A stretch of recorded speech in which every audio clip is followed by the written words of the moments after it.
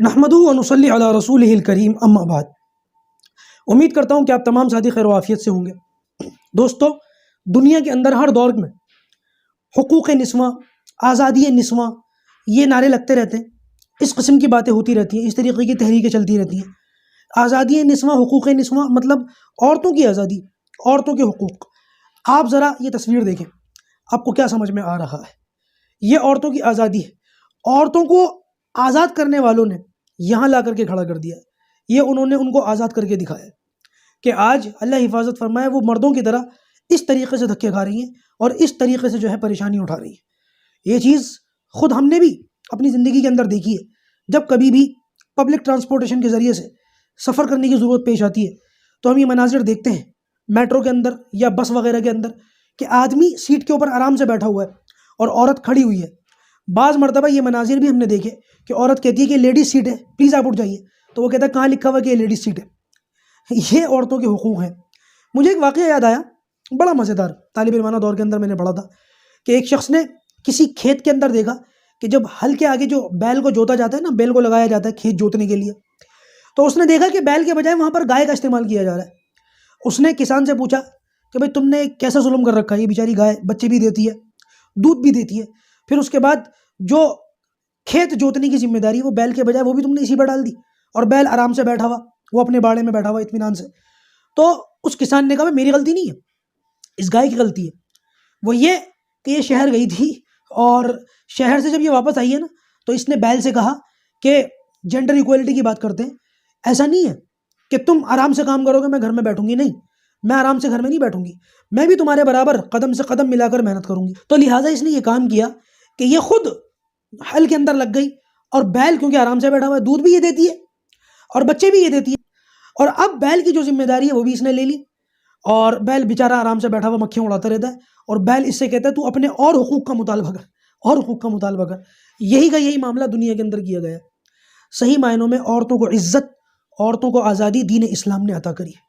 وقرن فی بیوتکن، دنیا والوں نے آزادی نسواں کا نعرہ لگایا ہی اس بیس کے اوپر ہے کہ دین اسلام نے یا مسلمانوں نے عورتوں کو گھروں کے اندر قید کر دیا۔ عورتیں گھر کے اندر قید نہیں ہیں، عورتیں گھر کے اندر آزاد ہیں۔ ہم کام کرنے والوں سے پوچھو کہ کیسے پورا ہفتہ چھٹی کے دن کا انتظار کرتے ہیں کہ جلدی سے چھٹی آئے، اتوار آئے یا ہفتہ آئے، جس دن بھی چھٹی ہوتی ہے لوگوں کی، وہ دن جیسے ہی آئے گا ہم آرام سے اپنے گھر پہ آرام کریں گے، ہمیں اس کام سے، اس جھنجٹ سے آرام ملے۔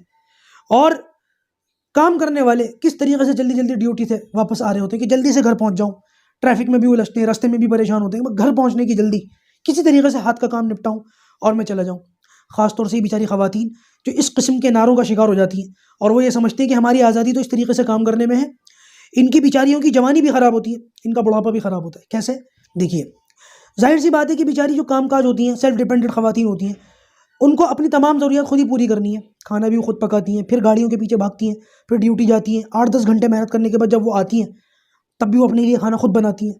تو یہ ساری سویدھا عورتوں کو جو گھر کے اندر ہوتی ہے، یہ ساری سویدھا گھر کے اندر بیٹھے بیٹھے مل جاتی ہے کہ آدمی جا کر کے 8-10 گھنٹے کماتا ہے، دھکے کھاتا ہے، اور پھر آرام سے اس کے لیے لا کر کے دیتا ہے، اور یہ بیچاری آرام سے بیٹھ کر کے کھاتی ہے اور پیتی ہے، کوئی ٹینشن والی بات ہی نہیں ہے۔ اور عورتوں کے تعلق سے یہ بات بھی سمجھنے کی کہ آج تک ایسی کوئی ٹیکنالوجی ایجاد نہیں ہوئی کہ بچے پیدا کرے آدمی۔